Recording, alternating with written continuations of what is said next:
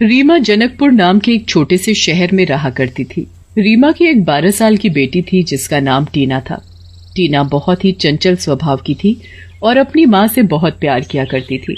रीमा का पति टिल्लू एक शराबी था जो दिन रात शराब पीता रहता और आए दिन अपनी पत्नी रीमा को पैसों के लिए मारा करता था। रीमा बहुत ही गरीब थी और अपने घर का खर्च चलाने के लिए वो लोगों के घरों में खाना बनाने का काम किया करती थी।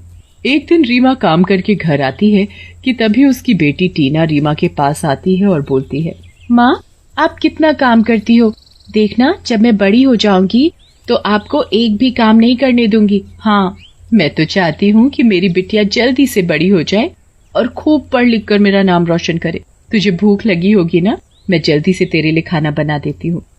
ऐसा बोलकर रीमा रसोई में खाना बनाने चली जाती है। कुछ देर बाद टीना रसोई घर में आती है और अपनी माँ से बोलती है, क्या बात है माँ, आज तो खाने की बहुत अच्छी खुशबू आ रही है। माँ मुझे भी आपके जैसा खाना बनाना सीखना है, प्लीज माँ मुझे भी खाना बनाना सिखाओ ना। हाँ हाँ सीख लेना, पर पहले अपनी पढ़ाई तो पूरी कर ले, फिर मैं तुझे अपने जैसा खाना बनाना सिखा दूंगी, ठीक है। तभी रीमा का पति टिल्लू नशे की हालत में घर आता है और रीमा से पैसे मांगने लगता है और जब रीमा पैसे देने से इनकार कर देती है तो उसे पीटने लगता है।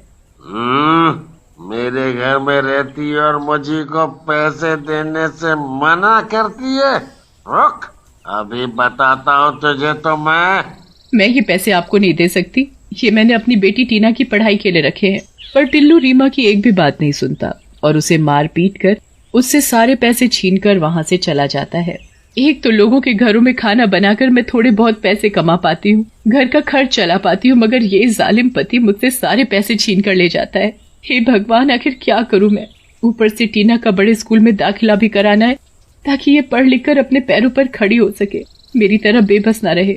अगले दिन रीमा काम पर जाती है और अपनी मालकिन के घर में खाना बना रही होती है कि तभी वहाँ रीमा की मालकिन आ जाती है और रीमा से बोलती है, सच में रीमा मानना पड़ेगा तुम्हें कि तुम बहुत ही स्वादिष्ट खाना बनाती हो। पता है कल तो चिंटू के पापा भी तुम्हारे बनाए पराठों की बहुत तारीफ कर रहे थे।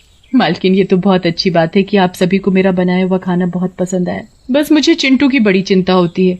वो घर का बना हुआ खाना बिल्कुल नहीं खाता है, उसे तो बस रोज रोज पिज्जा और बर्गर खाना होता है। अब तुम ही बताओ रीमा, रोज रोज पिज्जा बर्गर खाना कोई अच्छी बात है? सच में मुझे तो उसकी सेहत की बहुत चिंता होती है। तभी मालकिन का बेटा चिंटू स्कूल से घर आता है और अपनी माँ से पिज्जा खाने की जिद करने लगता है। ये देखो, आते ही पिज्जा खाने की जिद करने लगा। अरे मेरे लाल, अगर रोज रोज ये बाहर का पिज्जा सिज्जा खाएगा तो तेरी सेहत बिगड़ जाएगी, पहले ही तो बहुत पहलवान है। पर चिंटू अपनी माँ की बात नहीं सुनता और पिज्जा खाने की जिद करने लगता है। तभी रीमा रसोई घर में जाती है और एक बढ़िया पराठा बनाती है और उस पर तरह तरह की सब्जियां और ढेर सारा चीज डालकर एक बढ़िया सा पराठा पिज्जा बनाकर लाती है और चिंटू बाबा से बोलती है, ये देखो चिंटू बाबा, आपके लिए एक मस्त सा पराठा पिज्जा, और पता है इसे खाने से आपकी सेहत को भी कोई नुकसान नहीं होगा। फिर चिंटू रीमा के हाथ का बना पराठा पिज्जा खाता है और खुशी से बोलता है, अरे वाह, ये पराठा पिज्जा तो बाहर के पिज्जा से भी ज्यादा मस्त और टेस्टी है। चिंटू को खुशी खुशी घर का बना पराठा पिज्जा खाते देख मालकिन को बहुत खुशी होती है और वो रीमा से बोलती है, अरे वाह रीमा, तुमने तो कमाल ही कर दिया। रीमा, कुछ दिन बाद चिंटू का बर्थडे है, इसलिए मैं चाहती हूँ कि तुम उस दिन सभी मेहमानों के लिए ये पराठा पिज्जा बनाओ और इस काम के मैं तुम्हें बहुत सारे पैसे भी दूंगी, ठीक है। रीमा मालकिन की बात सुनकर बहुत खुश होती है। फिर तो उन पैसों से मैं अपनी बेटी का बड़े स्कूल में दाखिला भी करा पाऊंगी। फिर रीमा खुशी खुशी घर जाती है और टीना को सारी बात बताती है। अरे वाह माँ, आपको तो पिज्जा भी बनाना आता है, मुझे भी आपके हाथ का बना पराठा पिज्जा खाना है। मैं अपनी लाडू के लिए कल ही बढ़िया सा पराठा पिज्जा बनाऊंगी। रात हो जाती है, टीना कमरे में सोने के लिए चली जाती है कि तभी रीमा का पति टिल्लू नशे की हालत में घर आता है और रीमा से पैसे मांगता है। रीमा पैसे देने से इनकार करती है तो गुस्से में आकर टिल्लू रीमा को बहुत मारता पीटता है और उसका सिर जोर से दीवार में मारता है, जिसकी वजह से रीमा की उसी समय मौत हो जाती है। टीना शोर सुनकर कमरे से भागते हुए आती है और अपनी माँ को मरा हुआ देखकर जोर जोर से रोने लगती है। हे भगवान, ये क्या हो गया मेरी माँ को। रीमा के मरने का टिल्लू को कोई दुख नहीं होता, वो तो बस आए दिन शराब पीकर टुल्ल पड़ा रहता था। रीमा को मरे हुए कुछ दिन हो जाते हैं। हे भगवान, मुझे अपनी माँ की बहुत याद आ रही है। पिताजी तो बस शराब पीकर यहाँ वहाँ पड़े रहते हैं, उन्हें तो मेरी कोई चिंता भी नहीं है। घर में जो थोड़े बहुत पैसे थे वो भी खत्म हो गए हैं। और घर में खाने को कुछ भी नहीं बचा है। हे भगवान, अब मैं क्या करूं? ऐसा बोलकर टीना अपनी माँ को याद करते हुए जोर जोर से रोने लगती है कि तभी टीना के सामने एक चुड़ैल आ जाती है, जिसे देखकर टीना बहुत डर जाती है। हे भगवान, ये चुड़ैल कहाँ से आ गई? टीना बेटी, मैं हूँ तुम्हारी माँ। मरने के बाद मैं एक चुड़ैल बन गई। क्या सच में आप मेरी माँ हो?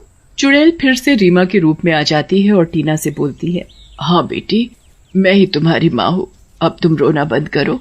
टीना अपनी माँ को देखकर बहुत खुश हो जाती है और अपनी माँ से बोलती है, माँ, आपकी जाने के बाद देखो ना सब क्या हो गया है।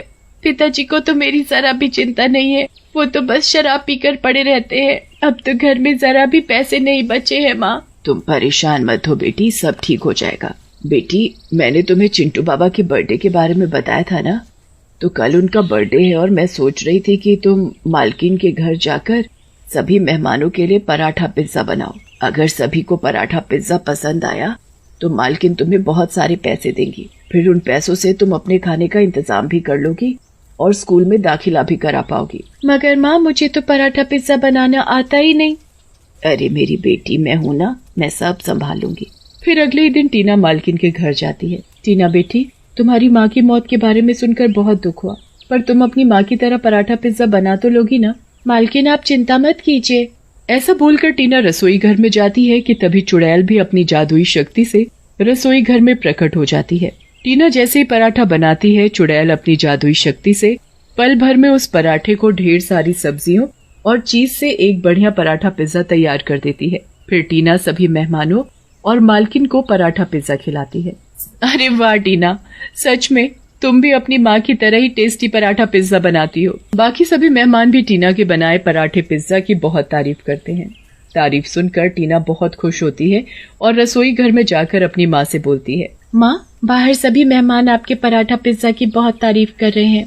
तभी रसोई घर में मालकिन आ जाती है और चुड़ैल को पराठा पिज्जा बनाते देख मालकिन के होश उड़ जाते हैं। हे भगवान, ये चुड़ैल कहाँ से आ गई? और टीना, तुम इस चुड़ैल से क्या बात कर रही हो? मालकिन, मैं रीमा हूँ। फिर रीमा मालकिन को सारी बात बताती है। मालकिन, मुझे और मेरी बेटी को माफ कर देना। मैं तो बस पराठा पिज्जा बनाने में अपनी बेटी की मदद कर रही थी ताकि आप खुश होकर उसे ढेर सारे पैसे दे सके और उन पैसों से टीना अपने खाने का इंतजाम कर सके और हो सके तो बड़े स्कूल में दाखिला भी करा पाए। मालकिन, मेरी तो एक ही इच्छा है कि मेरी बेटी पढ़ लिख कर अपने पैरों पर खड़ी हो सके। चुड़ैल की बातें सुनकर मालकिन का दिल पसीज जाता है और वो चुड़ैल से बोलती है, मरने के बाद भी तुम्हें अपनी बेटी की कितनी फिक्र है, इसलिए मैं तुम्हारी इच्छा पूरी करूंगी। मैं तुम्हारी बेटी का बड़े स्कूल में दाखिला कराऊंगी ताकि वो अपनी पढ़ाई अच्छी से पूरी कर सके। फिर मालकिन अपने पर्स से ढेर सारे पैसे निकालकर टीना के हाथ में देती है और बोलती है, ये है तुम्हारा इनाम। तुम दोनों ने इतना टेस्टी पराठा पिज्जा जो बनाकर खिलाया है, तो इनाम तो बनता है ना। और हाँ टीना, तुम्हें कभी भी किसी भी चीज की जरूरत हो तो मुझे बताना, मैं हमेशा तुम्हारी मदद करूंगी। मालकिन की बातें सुनकर चुड़ैल की आंखों में आंसू आ जाते हैं। फिर चुड़ैल और टीना मालकिन का हाथ जोड़कर धन्यवाद करते हैं और वहां से चले जाते हैं। देखा बेटी, मैंने कहा था ना कि सब ठीक हो जाएगा।